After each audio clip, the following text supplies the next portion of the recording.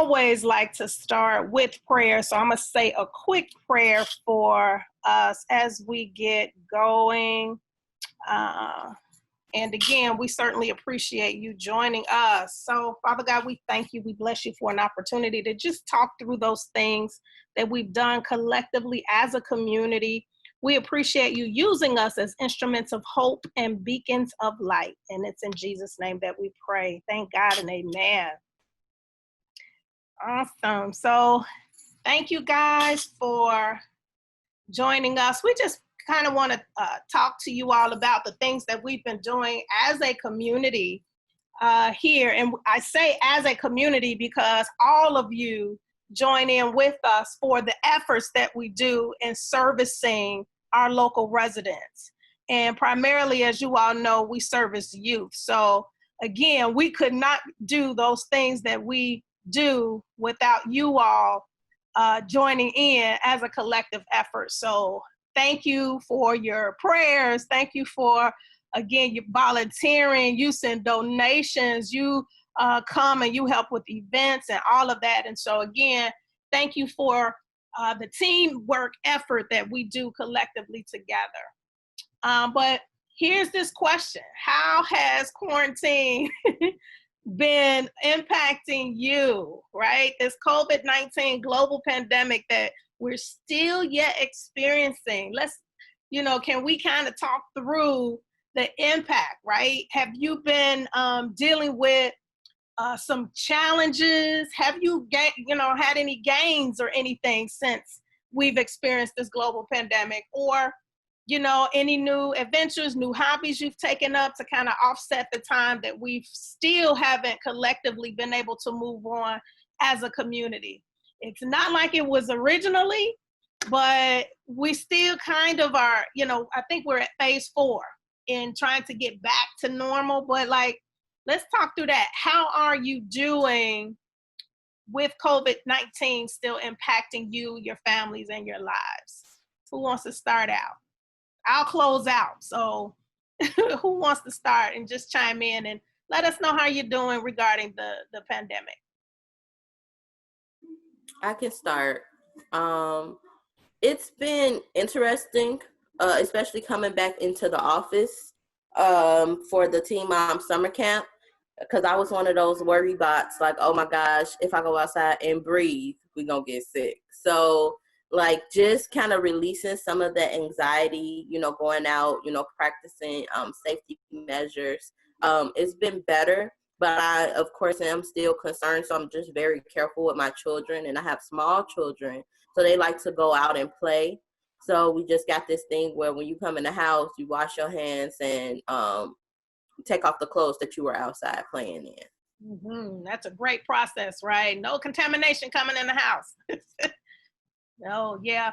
I can understand that anxiety. I think all of us were a little anxious because we didn't know what to expect. We didn't know how bad it was. We didn't know anything. And so I think we've gotten a lot more comfortable in terms of, like you say, rolling out the processes for safety and sanitation. But again, we're still yet experiencing a global pandemic. So yes, caution is always key. Anybody else? How has your exposure been, or how has your experience been with COVID? So this is CJ. And in terms of myself and my family, we've been adhering to everything that Mayor Lightfoot and Governor J.B. Pritzker has enforced. So when they enforced it back on March 13th and then March 20th, that following Friday officially. So we've been adhering to all of that, and we've been remaining safe and diligent. However, because I stay on a hot block where there is a lot of loitering, a lot of gunshots and shootings, and people getting shot and killed, it's been more than a notion, and it's been quite frustrating just to try to work through all of that, because since day one, many of the people that I deem like free riders because they have no obligation of paying any type of rent, mortgage, or property taxes, that they just come and set up camp and run amok, causing mayhem for all the other residents and law-abiding citizens, and put them in harm's way. So it's been more than a notion for myself in that front, but we have been adjusting to just being safe while we're exercising, while we're just trying to live life and remain safe in the process. Now, myself, because I represent the UIC Healthy Start program, I have been out. We're staggering still the number of people that are actively in the office, and so I have returned back to the office, returned back to meeting the moms and the dads, mostly virtually, but I have been connecting with them just to ensure that they have the essential things that they need to, to get over certain hurdles with regards to food, with regards to baby essentials, and sometimes feminine care for mom, and some other things for their partners. So that's all I got. Yes, and no, thank you for being so instrumental in the community to provide those resources. And yes, you're a key resource partner with us, have been involved with the Teen Mom Camp, and we'll ask you a little later in terms of your specific involvement and role in that.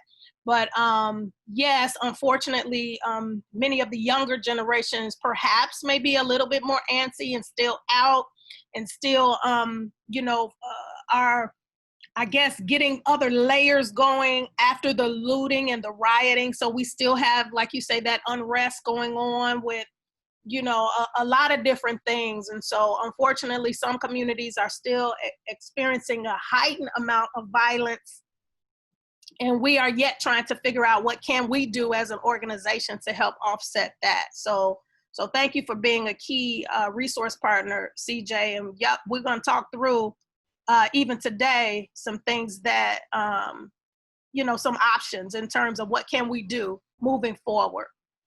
So anyone else, like how has COVID-19 impacted you, your family? Again, any challenges, any gains, any hobbies, any observations? We kind of just want to hear your thoughts on that. I'm Kayla Willis. I'm the owner of Grind for Fitness Training.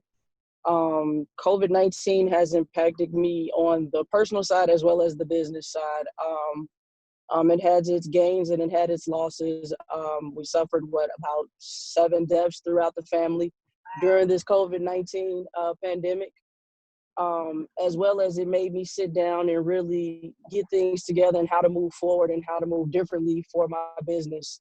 After the pandemic has settled down, now that we are in phase 4 in the city of Chicago, I have resumed outdoor training with the kids that I work with, not all of them, but about 7 of them at the moment.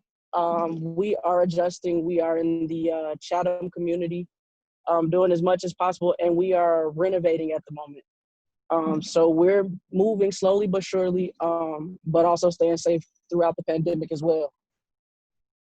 Okay, and certainly our condolences to you, losing loved ones, friends, family. I think most of us have experienced great loss during this time as well. And again, sometimes it helps to try and talk through it a little bit because we don't understand. So yes, we are extending our condolences to everyone who has lost a family member, a loved one during this time. It's tough. So. And again, we will have these conversations about how our businesses can continue to thrive even during this time. So please chime in later too if you have any other thoughts and suggestions. And thank you for joining us, Ms. Kayla. Anyone else kind of want to talk through challenges, gains, hobbies, adventures, losses during this time? Just want to hear you all out. I feel like I'm talking to my friends and family a little bit more on the phone.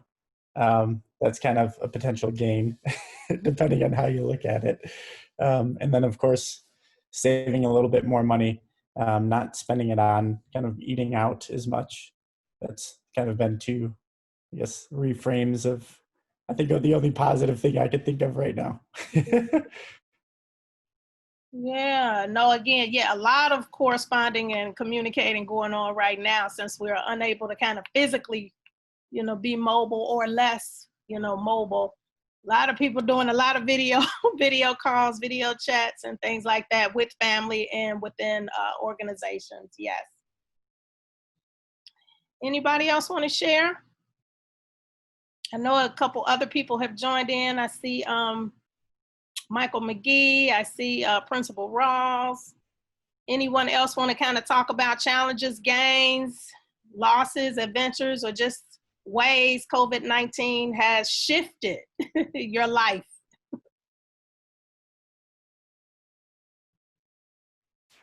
I'll just jump in. Thanks. I apologize for being late.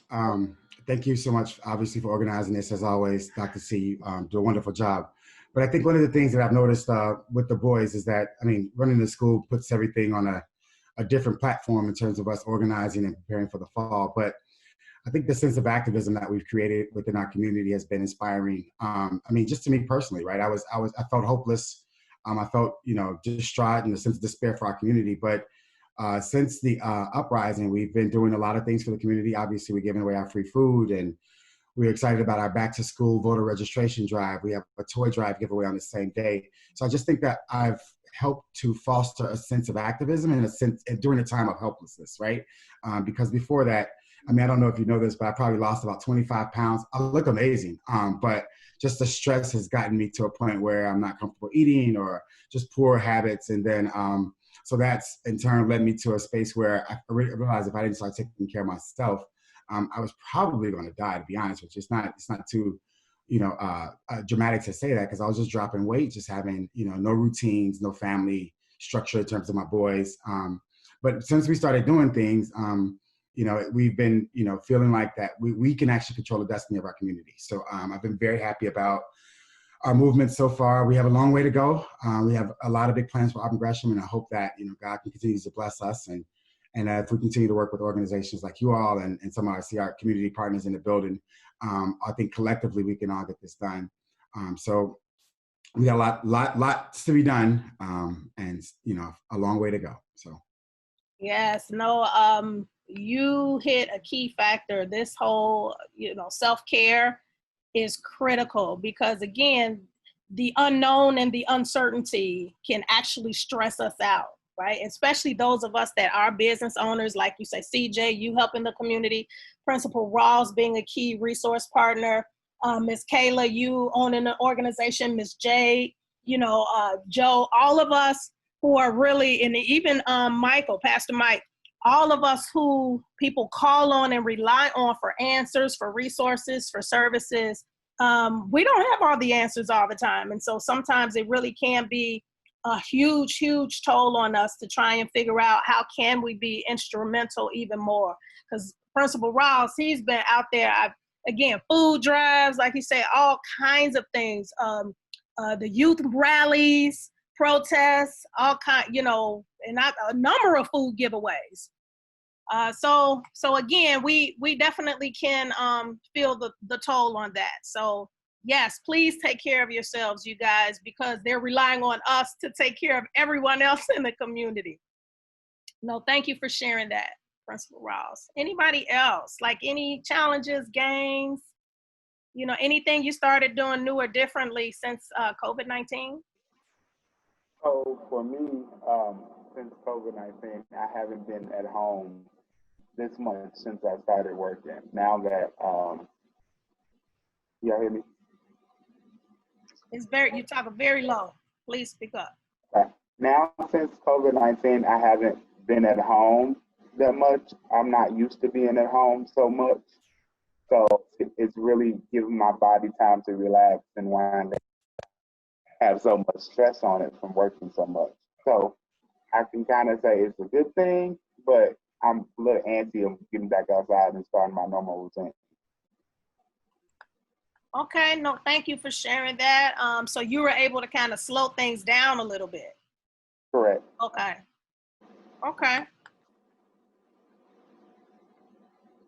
Anybody else want to chime in? Through COVID-19, I've been able to really sit and center myself. And actually, I was able to finish the transcript for my first book. And I'm excited and moving in the direction of publication and all that editing and everything. Hopefully by fall, I'll be able to organize a whole book signing. And I'm very excited about that. Now that's what you call a game right there. You know, being able to write a whole book, a manuscript. And, you know, I hope that that does get polished in time for, you know, a book signing. That's exciting. That's great. Anybody else have some things to add?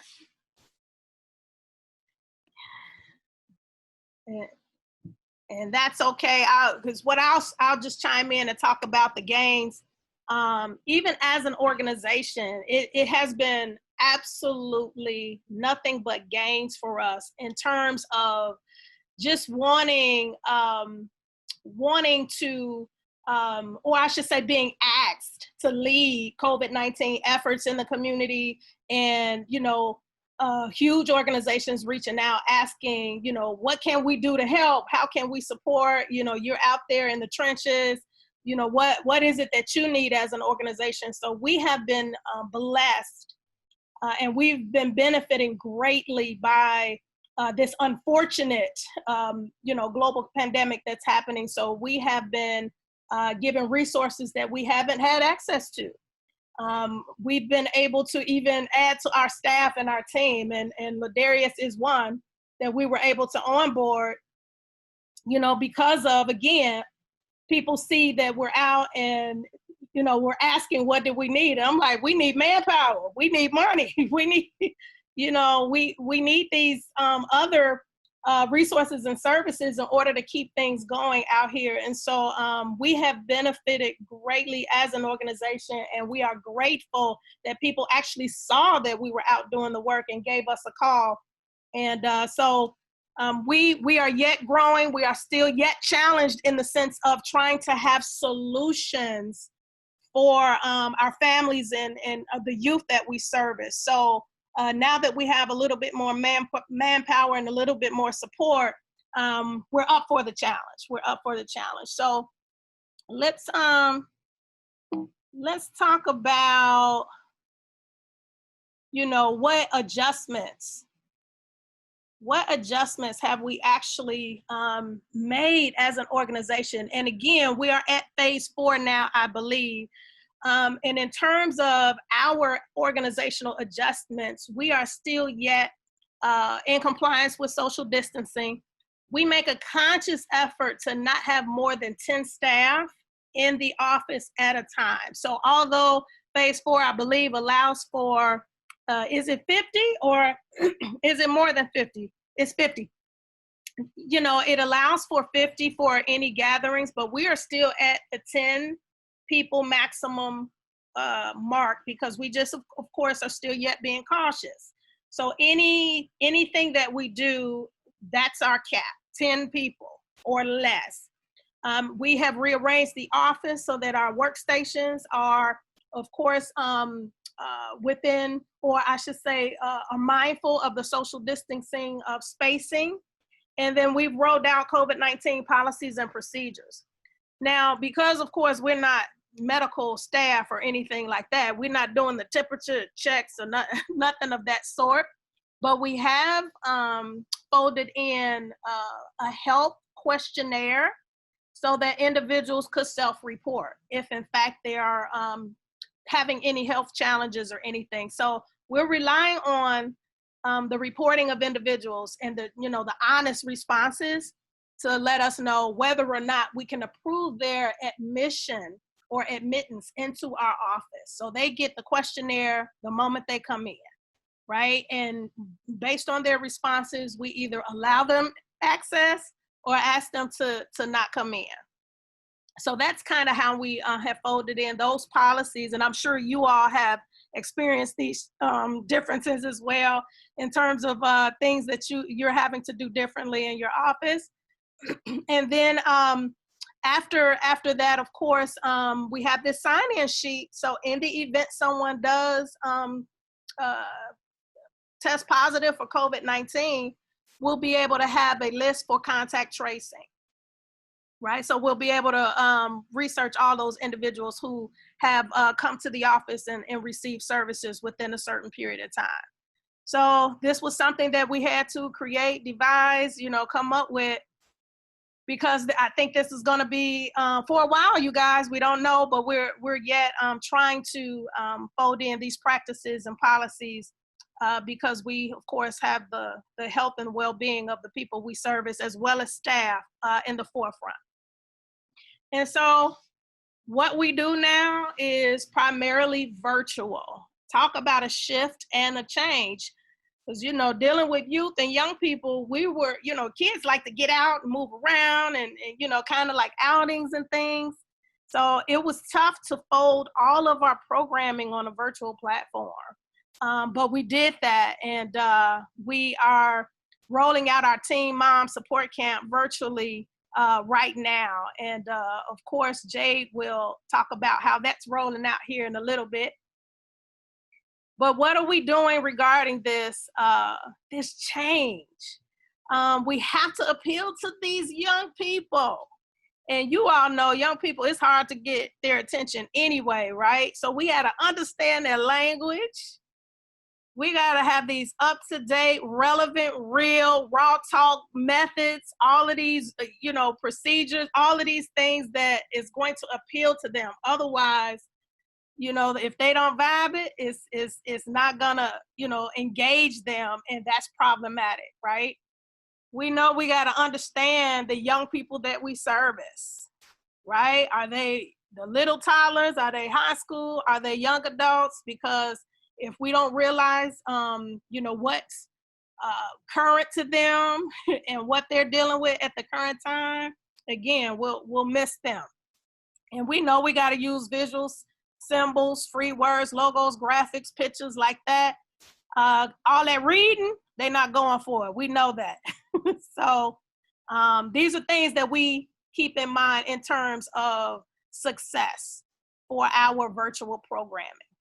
But we have done some specific things related to, again, these changes that we've rolled out as an organization, right? And so these youth engagement activities have been key to us trying to regain this momentum that we lost for COVID-19. So we've actually done 2 virtual hiring events. We did one in May, and we turned around and participated in the second one in June. And again, specifically, we wanted to just jump out there and try it to see how we could actually gain the interest of people wanting to find employment, as well as recruiters and employers wanting to find employees. We wanted to figure out how to make that work virtually. And the first one didn't go too well, but in terms of by the second one, I think it went a lot more smoother. And Joe, why don't you chime in, Joe, and kind of talk about, when I tell you the logistics and the technical piece behind all of that, we were just like, whoa, all of these moving parts around this virtual hiring event. However, some people got some jobs, and that was the biggest outcome that we wanted. We wanted to make sure people got jobs in the midst of this global pandemic. So we still have tons of employers that are hiring currently. So of course, let us know that. But Joe, chime in and can you just talk a little bit about those hiring that you help with? Yeah. So definitely don't want to take away the credit that from Roger. Raj is he's the glue that kept all of these job fairs together and organized everything. But I kind of helped him out from the technical side. But the first one we did, we broke it into 2 separate sessions that went coincidentally. And that was the challenging part, is him kind of trying to lead one and then hop to the other and then start that one. And so the second round we just had one session where we had all the employers on, talk a little bit about their roles that are available. And then we had breakout rooms where the participants would just be in their own Zoom breakout room, and the employers would go hopping room from room, just doing on-the-spot interviews, just having a discussion about their roles at a little bit more intimate level, one-on-one or, with multiple participants at the same time. And then at the end of that breakout room session, we brought everyone back together again for one final recap of each of the employers' roles. And one thing I did leave out is at the beginning of the meeting, we also had a lot of community resources talk about what their organizations are doing and what resources they have access to, just in case that's something that would resonate with people that would want to learn more about it. And second one was more of a success. I think we're going to continue iterating and making it better. The biggest challenge we had was participants aren't used to being kind of alone in one of these breakout rooms. And so sometimes there was a little bit of attrition because they were waiting for an employer to come on and they thought that maybe they were forgotten about, and sometimes they would leave. So we're going to figure out the best way to remove that from happening, maybe a different structure or something, but I think we continually are improving. Yes, no, thank you, Joe. And again, these kinds of events, activities, these things would not happen without the collaborative effort of the entire community. And like you say, kudos to the Inglewood Quality of Life Jobs and Economic Development Task Force. The action champion for that is Roger Engelman. And again, we team up and do a lot of hiring fairs together. And as you all know, we had to cancel the one in April that we do specifically for the youth. I do the youth piece and he does, of course, the older adults piece, but we had to cancel it because of COVID-19. And so we was like, let's try the virtual format. And again, we're still yet trying to roll out the kinks, but some people got hired and employed, and that was really the biggest takeaway. And we're still working at it. So again, Joe was the brains behind how to try to roll that out. So we appreciate you, Joe. We also had, we participated in a couple of press conferences, but one specific press conference against violence in the community, specifically youth violence. We were able to stand side by side with some other community organizations, and Ladarius actually participated in that. And so Ladarius, can you tell us a little bit about your experience with that press conference and what that main takeaway was, please?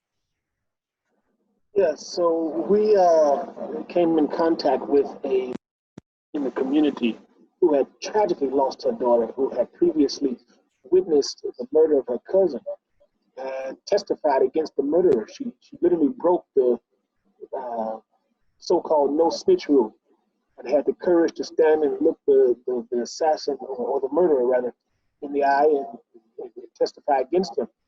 And a short time later, they retaliated against her and killed her on her way home from work.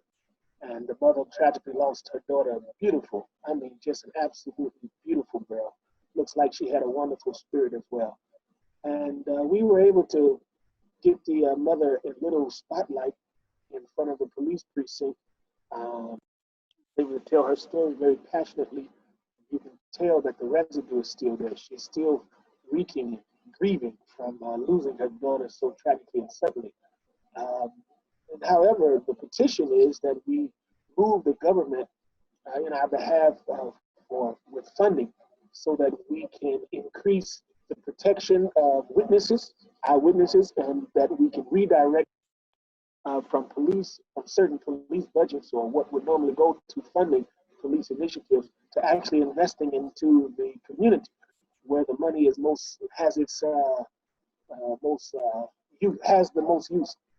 And so the takeaway from that press conference was, if we're going to reduce the amount of crimes in the neighborhood, we have to start investing in some initiatives and some programs that will protect the communities, that will encourage more people to break this no snitch rule, because you have a lot of criminals who are running free right now because no one is stepping up to testify against them.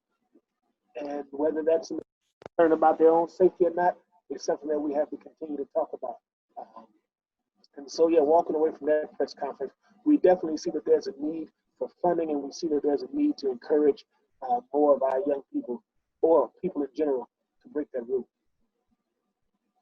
No, thank you for that summary. And yes, that's really, as you all know, that's the challenge, right? People aren't talking because they fear for their lives. They, you know, that deters people that see or witness crimes.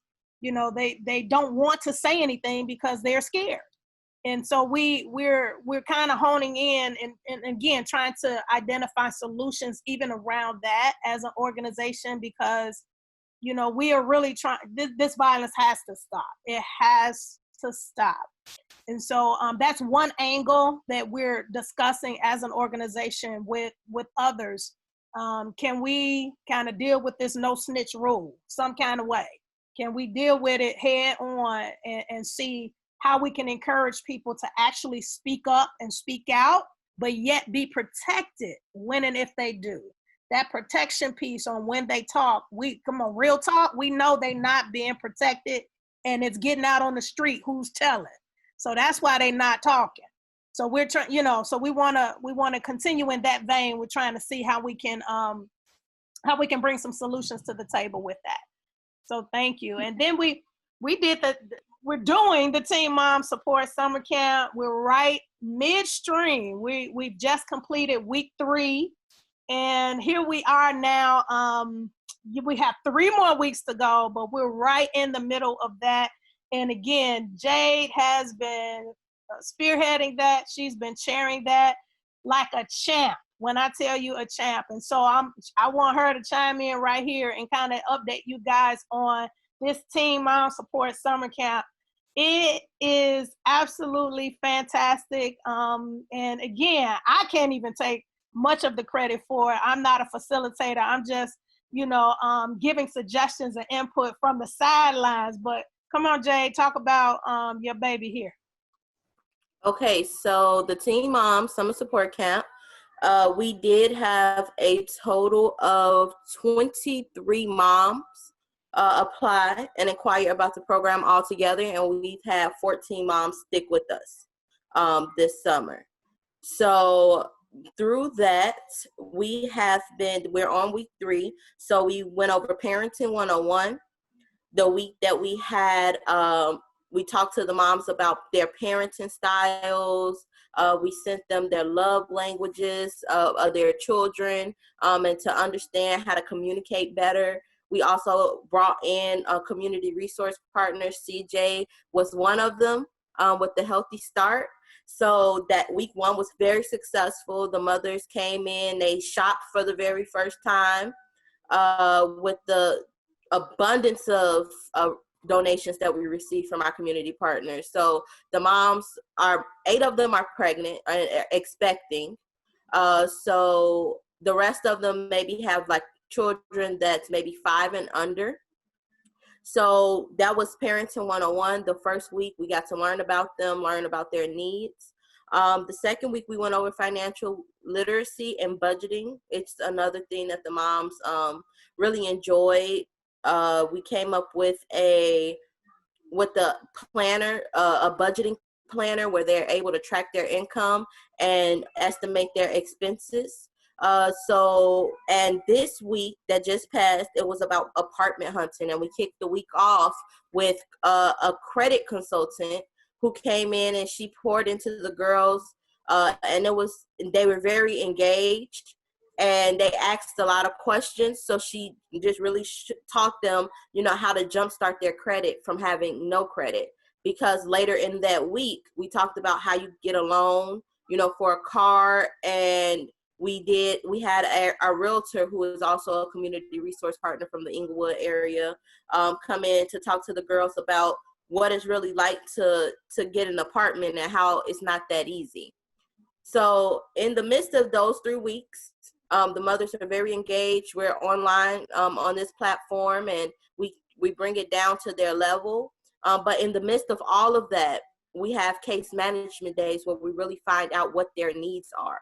So so far from the beginning, we've had 3 mental health referrals for our moms, 1 domestic violence referral, 2 homeless placement referrals, And we got the moms hooked up with organizations that's actually helping them apply for low income placements. And then we had 2 GED referrals. So 2 of our moms actually got tied into the King Center so that they can start working on their GED. And we actually did 2 resumes with our moms, and one of which starts work on Monday. And so because of this, I mean, again, kudos to Jade in terms of, you know, the vision she had around the programming for that. And again, we folded that case management piece in there.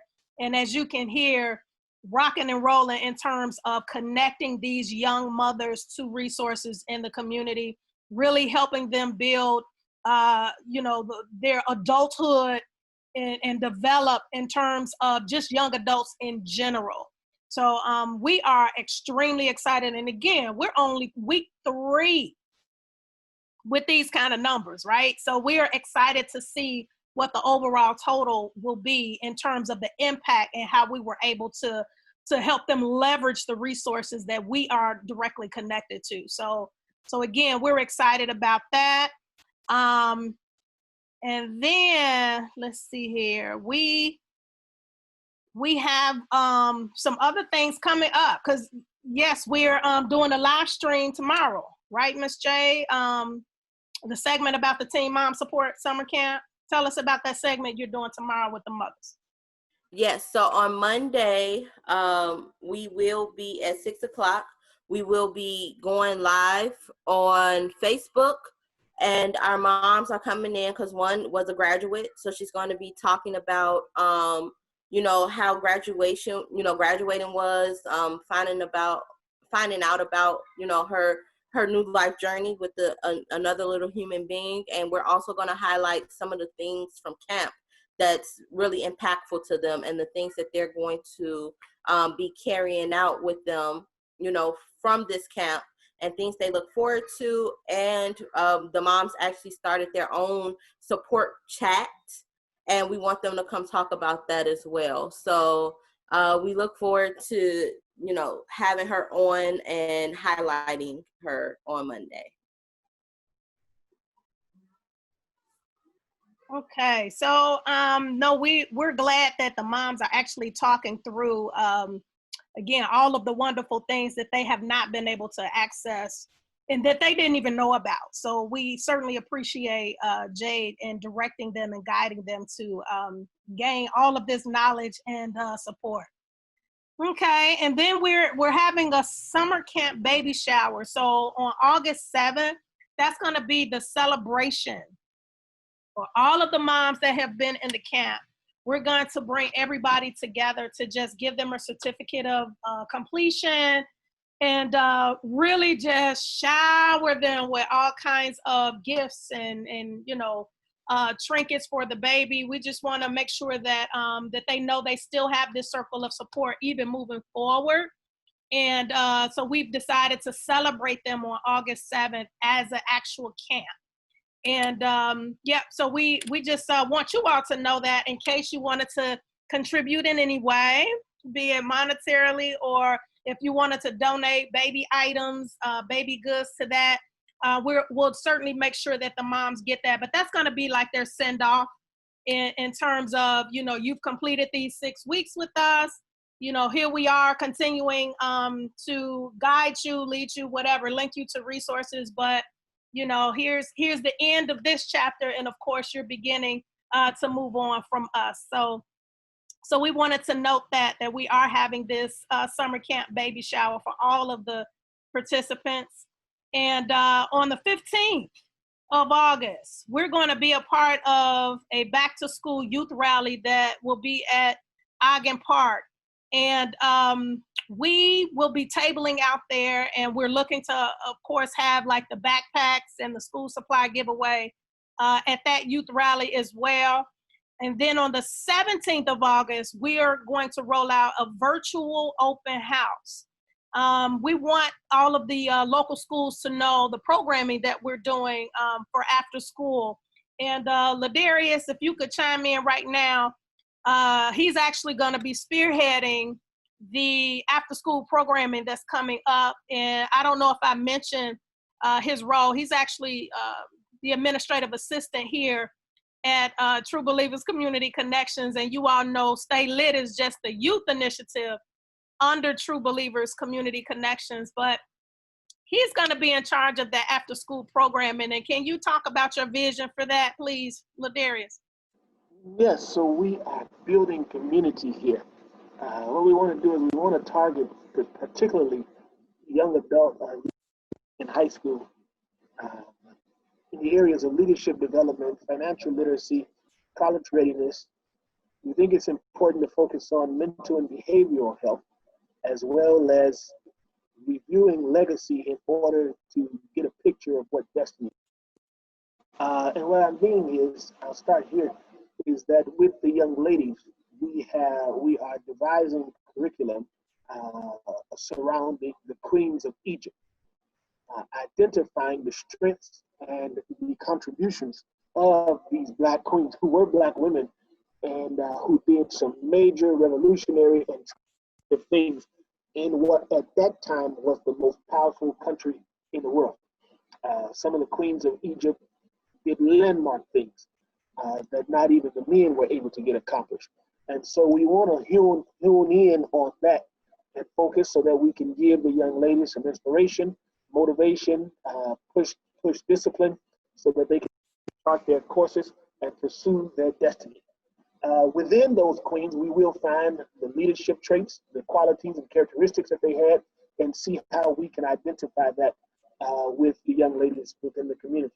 Regarding young men, we want to push fatherhood and mentorship and the power that comes from being a community that supports you. And we want to identify again leadership qualities and characteristics. And we want to focus on the need to have a good financial plan and to be disciplined and discretion in your discretionary spendings. We want to make sure that everyone is prepared for colleges, see what we can do to talk about or get one-on-one or some hands-on leadership around making sure that they're prepared for college. Funding, financing, all of that comes into play. The ability to acquire textbooks and all these things are very important to the college experience. And like I said, of course, we want to be give consideration to mental and behavioral health, because a lot of things that we are seeing is the result of some mental illness that just simply needs to be worked out. A lot of times people just need an outlet.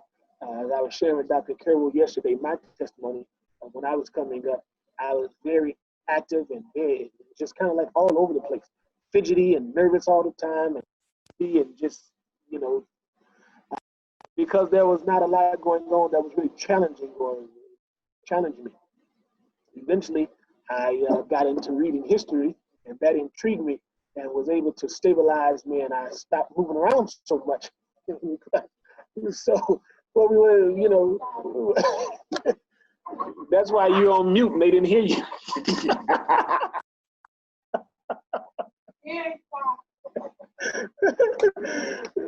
So, yes, anyway, we want to be concerned about the mental and behavioral health of the young Black men in the community.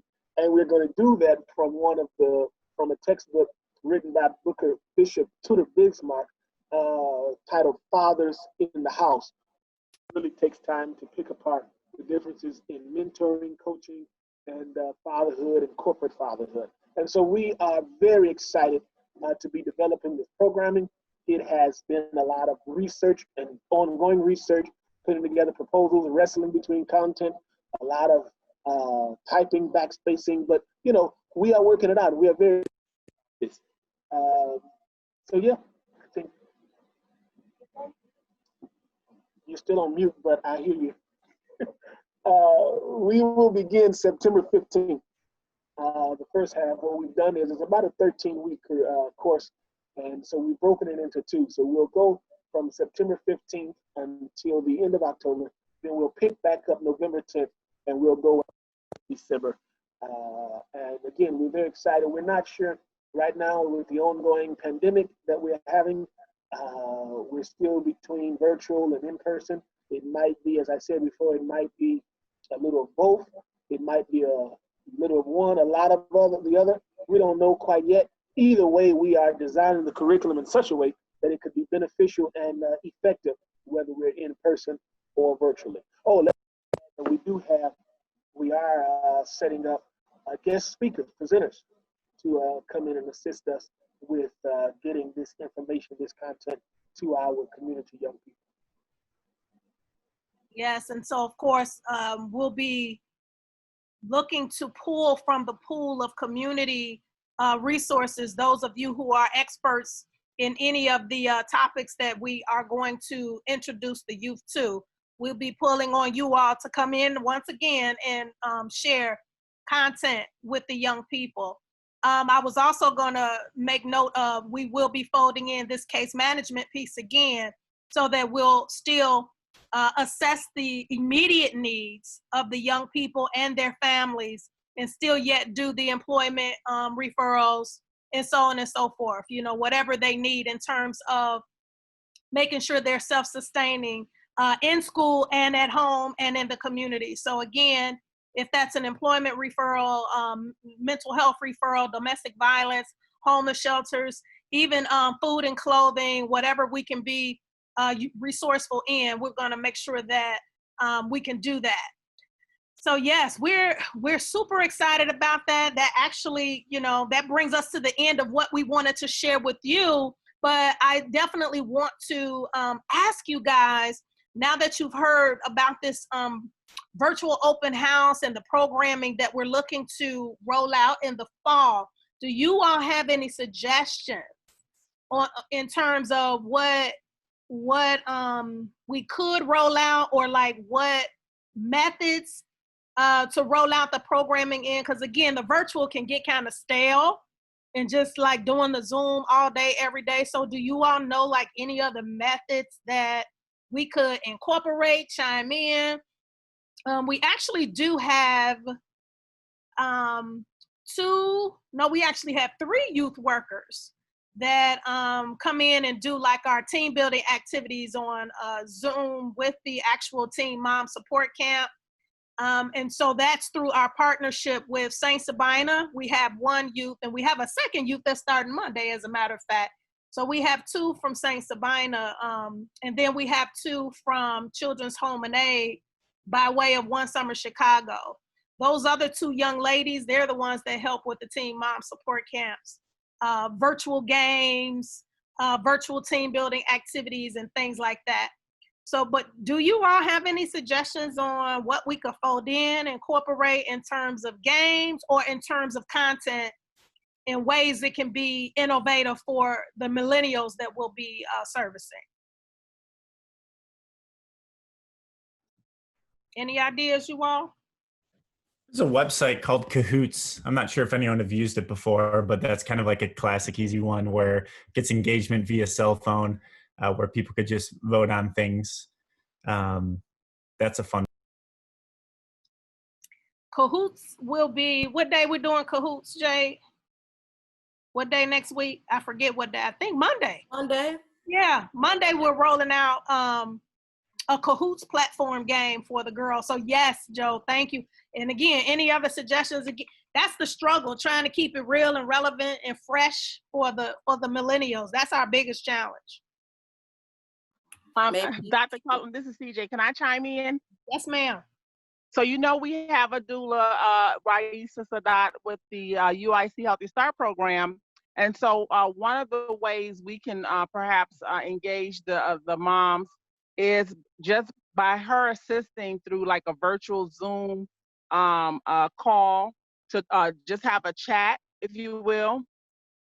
And you actually came up with a title earlier when you said chat and things like that. You said video chat and things like that. So I texted to you and to Jay because I said that's a title right there. that's an event. You know, I'm always trying to think of, you know, ways to engage and to pique people's interest. So that's one of the things I know with the male involvement. They're kicking off a Facebook Live event this Thursday, July 16th, with one of the keynote speakers is Dr. Terry Mason.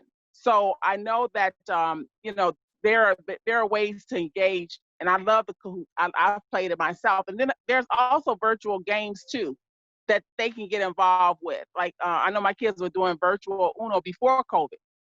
They were doing like virtual Uno and different games like that. Okay.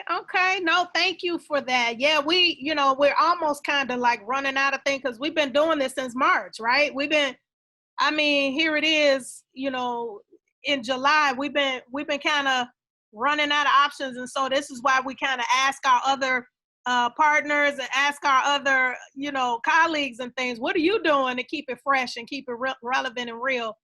And so, so we kind of like rotating the bucket to see if anyone's doing anything different. But the trivia, we created Jeopardy games, we created trivia games. Like I said, Kahoots is something. So we've been doing like that kind of typical thing. I'm trying to see if it's something fresh out there that we're not thinking of, or, something that we haven't considered. Yeah, but yeah, thank you, Miss CJ. We pull in the guest presenter, we pretty much are, we're doing all of that. We got the real talk sessions that we do on Thursdays with the girls, where it's like the therapeutic session. So we got that going too. And the girls love the real talk sessions. They absolutely love the support that they get that way, because they can be themselves. Sometimes they get a little off the chain, but it's all in love, with them giving advice to each other and seeking that counsel, even from the case managers. So yeah, that's a really good method to use. Yes. So no, we again, we invite any suggestions, input, anything that you guys recommend. We certainly welcome that, because we're in this together. So again, it's because of you guys that we're able to be as successful as we are, because you all respond, you all support. When we send the babies your way, you all handle the services. And so again, we appreciate you and your involvement in the community. So so another ask, Dr. Cullum, have you partnered with the UIC, the nutrition program, where they do cooking demonstrations to show like simple meal planning and things like that for the moms? I am unfamiliar with UIC having that program. As you know, Greater Chicago Food Depository, that's the one that I'm more familiar with, but I definitely welcome the information for UIC's program, for sure. Okay, I'm gonna get that information over to you by Monday, because I think it is definitely a great program, and it's like simple meal plans, and it's based off of My Plate. You've heard of myplate.gov? Yes. Like the nutrition program. And so it's an evidence-based curricula, and I'll make sure you get that information. Okay. And the contact person. Thank you. No, thank you so much. Again, any suggestions, input, we'd gladly welcome that. Because again, we're trying to keep it fresh. We're trying to keep it, relevant and real for them. And so, yes. Any other input or anything? I see Miss Dashika joined us. Hello, Miss Dashika. And she got us on mute. I don't know. But no, we certainly appreciate you guys and your time. This is, unless you have some announcements, the community partners have any announcements that you all need to make so that we can help support? Yes, Mr. Rawls. I see you, Joe. Sorry, I am having a back to school drive. Leo's having a back to school toy giveaway and voter registration drive, August 8th. We have put out a call to solicit donations, and Dr. C, I'm more than welcome to if you guys want to jump on and partner with, I'll put your names on the flyer. But we're giving away toys, bicycles. We have drive-up voter registration. We have partnerships with DePaul University. The Alphas are coming through, one of the local chapters. We also asked 2 of the other local high schools to come by and donate book bag giveaways and the whole shebang. So if there's anything that you all can contribute, or whether it's manpower or gifts, we would be more than happy to accept those gifts. We are accepting donations at Leo High School. We've also partnered with Jewel Osco.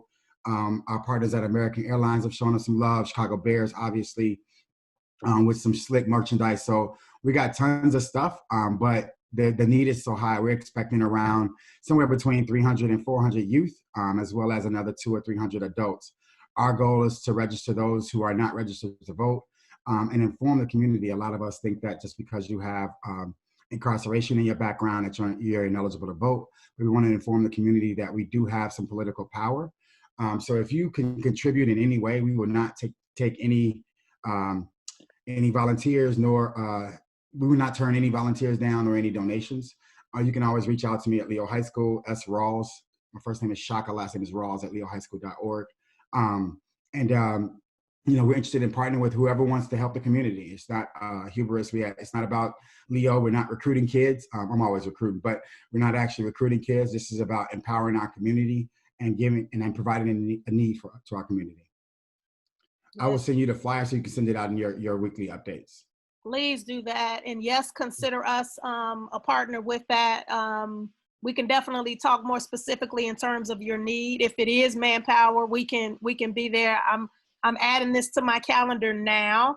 And I know we had talked about the voters registration drive. So is all of that worked out for you? Because I did reach out to someone in terms of the next virtual training. Right. No, there's actually 2 things. One is getting my boys trained to be sworn in, registered. And that's a process. Deputy registrars. That's the name. Exactly. Deputy registrars. And that's a process. But unfortunately, time is not on our side. We actually go back to school on August 13th. So I only have another 3 weeks of summer left before we're inundated with the thralls of education. So we're going to continue the training for the boys throughout the course of the school year. But I need people, if you're a deputy registrar now, we need you to come out and help with your clipboard. We will provide food for you, for our volunteers. Also, we'll keep water just in case it's another hot day in Chicago. Okay, so if you need some deputy registrars, I can work on that end. In terms of getting the people there for that day. And you say anywhere between, I think you mentioned about 500 people, right? You're correct. That's about 500 people. Okay, so I can work on that end, and that, of course, would be a contribution I can make. And again, in whatever other way, I can definitely do that. So I'll be right on top of that. Please include us in that, because I was like, ain't nobody talking about back to school stuff. We need somebody, and so I did hear about the one happening at Ogden Park, and so this is why that one's August 15th. That's going to be at Ogden Park, because I kind of pushed for that one to happen. I'm like, what are we doing for the kids? Okay, awesome. Great. Any other announcements? Anybody else want to share any thoughts? Because otherwise, we are going to end right here. I'm so glad y'all jumped on. Happy belated birthday. Thank you. I did just see that in the chat box there. You know I can't multitask on this technology stuff too much. I'm like, this too much happening for me at one time. But no, thank you so much for the birthday blessings. I really appreciate you all. Yes, thank you. Thank you. So, all right, you guys. Well, you all know we do this every other month. And so we're not looking to come back together until September 5th. That first Saturday in September, we would have had our virtual open house by then, but we'd be talking more specifically about the programming and what direction we solidified in terms of the youth being enrolled in that actual after school program. But other than that, you all, thank you. You all continue to be blessed, stay safe. Of course, we definitely want to make sure that everyone remains with us. We all need each other. So please stay safe. Okay. Okay. All right. Thank you all so much. Take care. Thank you. Take care.